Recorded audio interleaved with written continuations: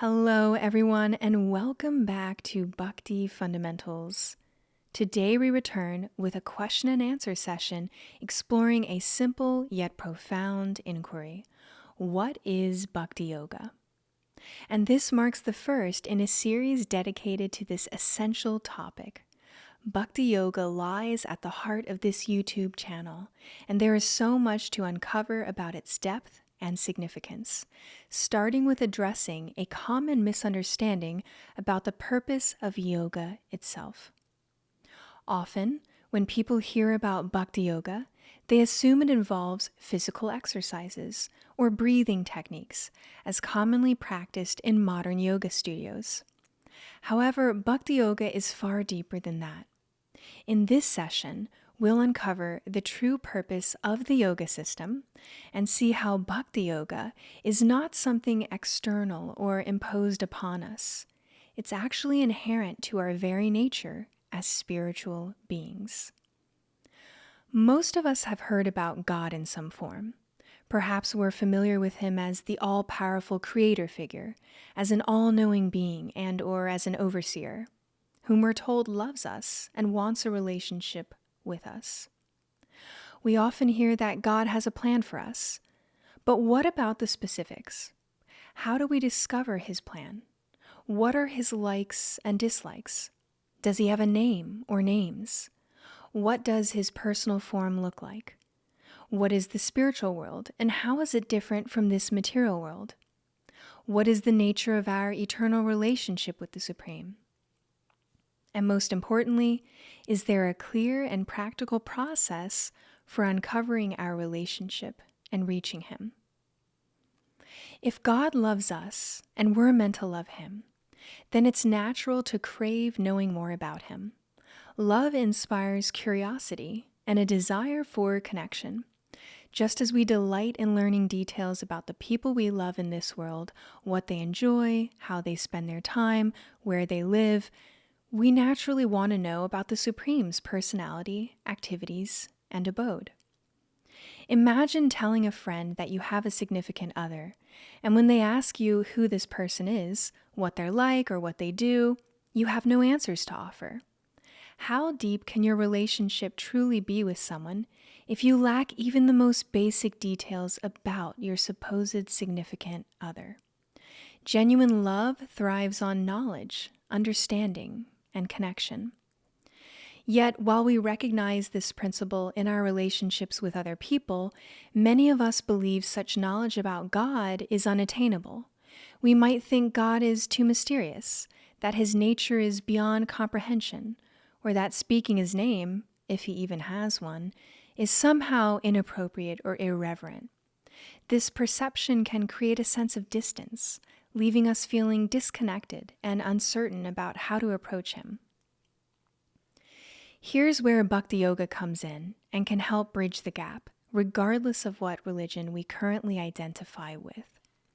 In the Bhagavad Gita, an ancient spiritual philosophical text, Krishna, the Supreme Absolute Truth, or God as many may call him, reveals profound details about himself. We learn that his name is Krishna, and he speaks about his eternal abode, his qualities, and how we can approach, know, and love him. Far from being distant or unknowable, Krishna openly shares this knowledge with us because he desires for us to know him. He wants us to revive our forgotten, loving relationship with him. In the Gita, Krishna informs us about a clear, practical spiritual path to connect to him. And he refers to this path as Bhakti Yoga. This path involves chanting his name, meditating on his beautiful personal form, remembering his divine activities, and dedicating our lives and activities in loving service to him.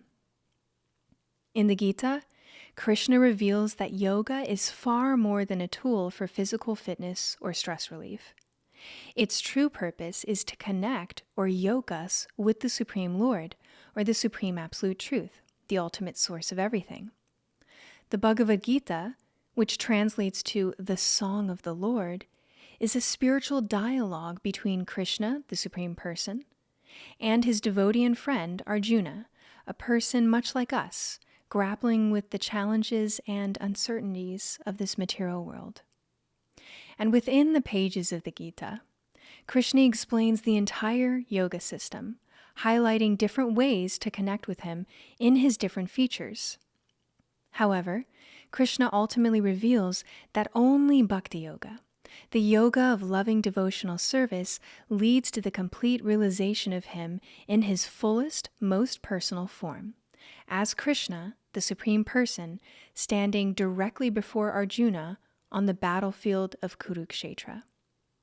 Bhakti Yoga is thus the essence, the heart of the Gita's teachings. The word bhakti means loving devotional service, and the word yoga means to link, to yoke, or to connect. Thus, Bhakti Yoga is the spiritual path that enables us to connect or link with the Supreme Person, Krishna, through progressive and systematic stages of loving devotional service. A.C. Bhaktivedanta Swami Prabhupada often referred to Bhakti Yoga as a science. Indeed, it's the spiritual science by which we revive our eternal, yet presently dormant, loving relationship with Krishna. In the Gita, Krishna declares that he is the Supreme Lord, and he encourages us to practice Bhakti Yoga as the most direct means to approach him and attain the ultimate goal of life, which is prema, or pure love for the Supreme. In the scriptures, we learn that pure, unmotivated love for the Supreme is the highest perfection of existence and the ultimate purpose of the human form of life. In the Gita, chapter 10, verse 8, Krishna states, "I am the source of all spiritual and material worlds. Everything emanates from me. The wise who know this perfectly engage in my devotional service and worship me with all their hearts." This verse underscores Krishna's role as the original cause of all existence, both material and spiritual. Everything, the vast material universe, the spiritual realm, our own existence, emanates from him. He is not just the creator, but also the maintainer and ultimate purpose behind all creation. The second part of this verse highlights the natural response of a person who truly understands this truth. The wise are those who recognize Krishna as the Supreme Source and engage in his loving devotional service, or Bhakti Yoga. Thus, Bhakti Yoga, the yoga of devotion, is the highest expression or application of our wisdom or intelligence. As a side note, the name Krishna is a non-sectarian name of the Supreme, meaning all attractive. And this name signifies that the Supreme ultimately attracts everyone, because all living beings ultimately belong to him. He is, after all, the source of all that be. And because we ultimately belong to Krishna, to practice Bhakti Yoga, loving devotional service to Krishna, is actually our eternal calling, our eternal duty. We're all meant to practice Bhakti Yoga, regardless of what religion we follow or what our external circumstances happen to be. Bhakti Yoga is therefore also known as Sanatana Dharma, the eternal occupation of the living entity or soul, us, which is loving devotional service to the Supreme. Sanatana Dharma is not just a temporary duty or belief system. It's our eternal nature, our constitutional position. The word dharma is often translated as duty, but it actually refers to something much deeper. It refers to the inherent or irreducible nature or function of something. Meanwhile, the word Sanatan means eternal, indicating that this duty or nature, this dharma, is not bound by time, culture, or circumstances, etc. Thus, Sanatana Dharma signifies the eternal function of the soul, of us, which is to engage in Bhakti Yoga, loving devotional service to Krishna. We already have an eternal relationship with Krishna. It's inherent to who we are as spiritual beings. This relationship doesn't need to be created, it simply needs to be acted upon or uncovered. When we live in harmony with our nature, our true nature, in practicing Bhakti Yoga, then we align ourselves with our true identity. An important point to understand is that this spiritual duty that we have to Krishna is universal and independent of our external material circumstances. It doesn't matter whether we appear as a man or woman, a child or adult, a doctor or a construction worker, a religious person or an atheist. Our eternal duty remains the same, to serve the Supreme, Krishna. If we choose not to act on this spiritual duty, then we are subject to the results of our material actions, as explained in the Bhagavad Gita's teachings on karma. These material results keep us bound to the cycle of birth and death, whereas acting in devotion to Krishna liberates us from matter and reconnects us to our eternal nature. Bhakti Yoga thus offers us a way to transcend our material designations and live a life centered on love and service to the Supreme. To sum this up, our real identity is that we are individual spirit souls and servants of the Supreme. Beyond all the material labels or designations that we might place on ourselves, race, religion, gender, nationality, etc., our real identity is as a servant of the Supreme. We can choose to act on this fact or not, but the reality, our eternal identification as a servant of the Supreme, remains the same regardless. In the Chaitanya Charitamrita, one of our foundational bhakti scriptures, we hear the verse Jivera Svarupa Hoya, Krishnera Nityadasa, Krishnera Tatasta Shakti. It is the living entity's constitutional position to be eternal servants of Krishna because they are the marginal energy of Krishna. We are the marginal energy of Krishna. This verse underscores what we've been discussing today, that our Svarupa, or true identity, is that we are eternal servants of Krishna. This is who we are at our core. We are not the temporary material identities that we assume in this material world, such as our career or nationality or our body. At our core, our irreducible identity is that we are spirit souls and servants of the Supreme. Something important to mention at this point is that the word servant might sound like something pejorative, something negative, but in Bhakti Yoga it refers to a loving relationship. Just as a parent naturally serves their child, or a friend eagerly serves another out of affection, our eternal service to Krishna arises from pure, selfless love. It is the highest form of fulfillment for the soul.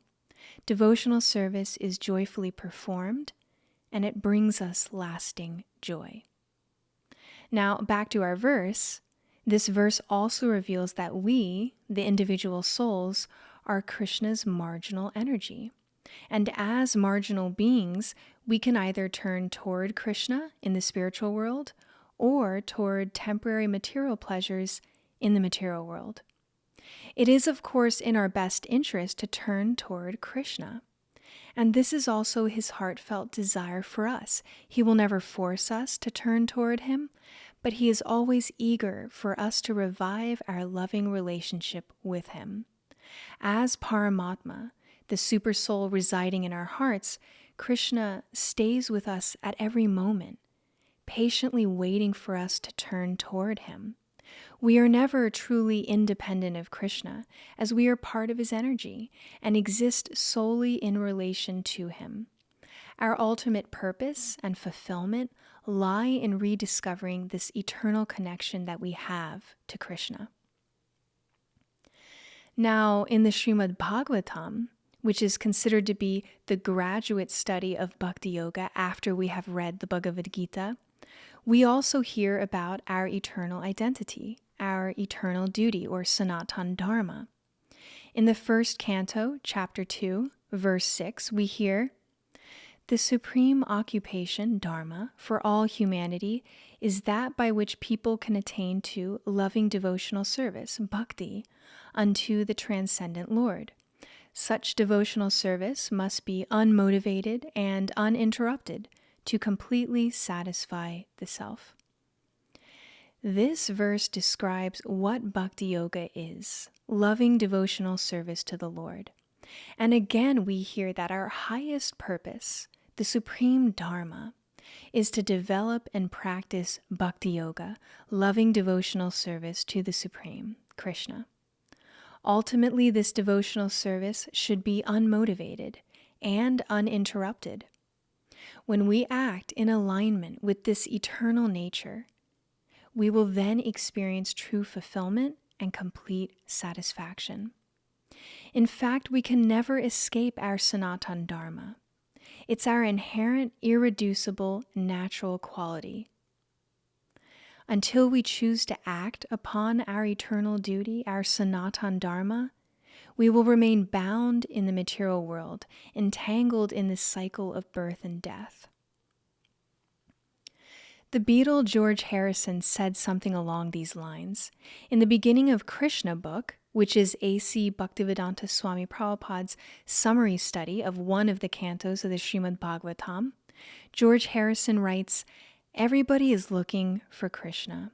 Some don't realize that they are, but they are."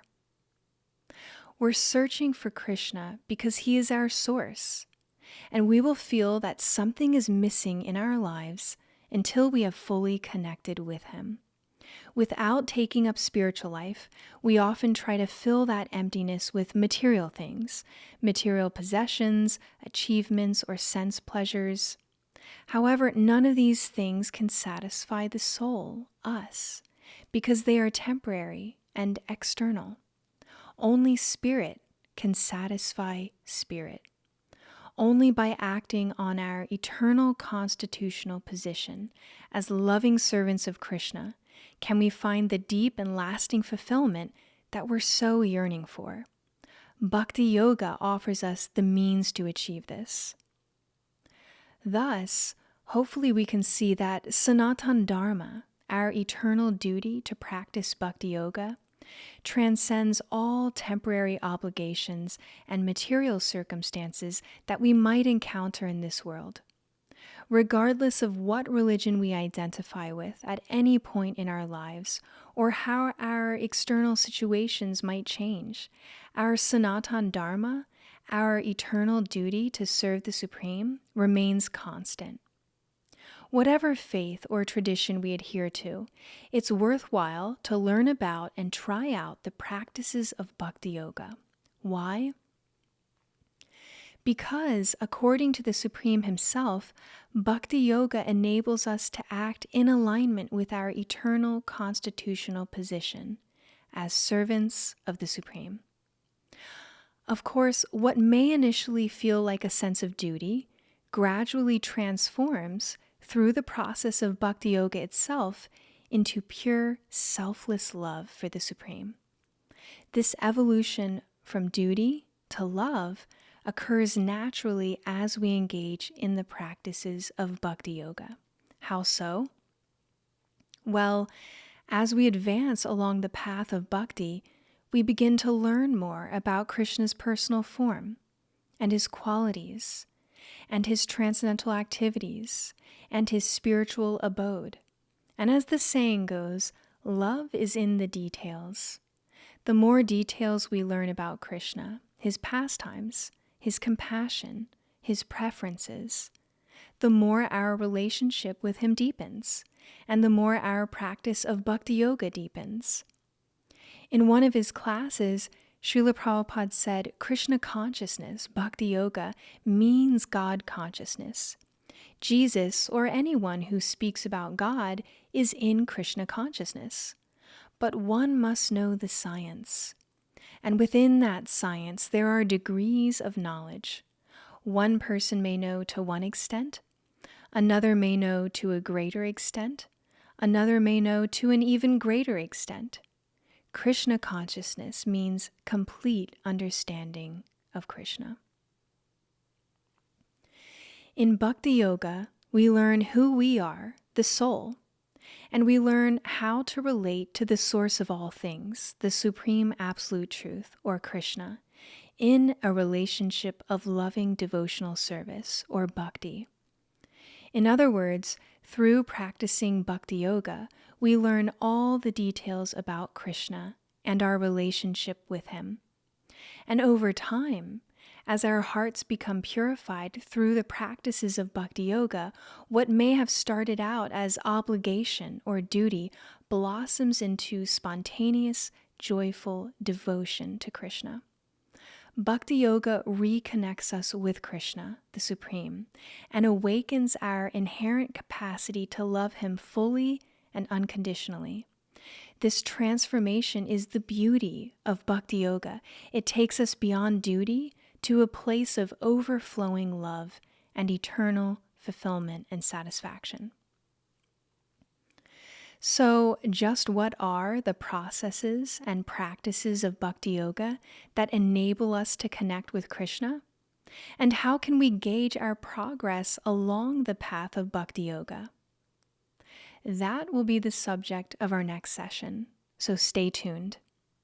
If you have any questions from part 1 today, don't forget that we would love to hear from you, and we might be able to answer any questions you do have in the next segment of our series.